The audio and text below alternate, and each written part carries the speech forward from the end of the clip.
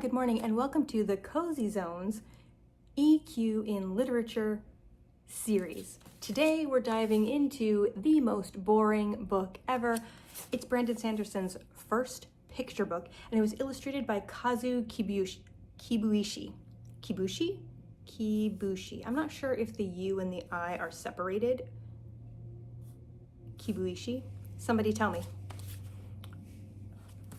This is a story about a boy who does nothing except sit in a chair. A boy sat in a chair.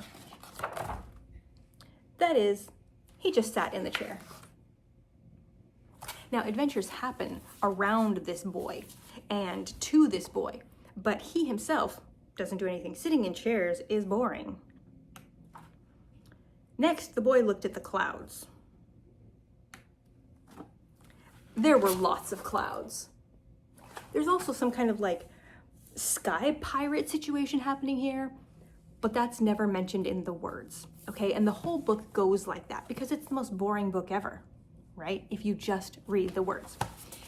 This type of story where the words and the pictures are completely juxtaposed is one of the most powerful types of stories that you can read, especially for small children. This is a picture book, so it's meant for preschoolers, 3 to 6 year old age group, right? Because they have an opportunity to hear the words and see the pictures, and their cognitive dissonance is going to be activated, and they're going to start to realize that words don't always mean exactly what they mean, and that pictures don't always mean exactly what they mean. And the beginning of that process is what takes us into understanding the difference between being lied to or being told the truth, the difference between what someone says and what they do. These are skills that adults have a very hard time with. And it's because no one in their childhood read them stories like this. So if you are looking for a way to introduce your children to some critical thinking skills, stories like this one and ones like it are an amazing place to start, because what's happening in the book, words and pictures being different, is going to set in for your kids. And then as they notice that, or if they're getting to a point where you're reading it and that you feel like they're not noticing it, you can ask them directly. If I was reading this in a preschool class, I would, after reading it, once or twice maybe, he sat in the chair, and the first page he's sitting in the chair, but the next page says, that's it, he just sat in the chair, except that the chair itself is off in the clouds.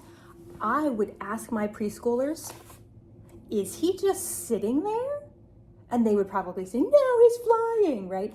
We're gonna talk about the difference between the words and the pictures. We're gonna have discussion, maybe on every single page, about how the words differ from the pictures and why it's important to see what's happening and not just listen to what's happening. Are we going to take that skill and apply it to real life? No. Are we going to take that skill and apply it to adulthood and politics? No, because they're preschoolers. What we're doing here is we're introducing a skill, a cognitive skill in their brain that they can purposefully cultivate with your help. The most boring book ever. See you next time.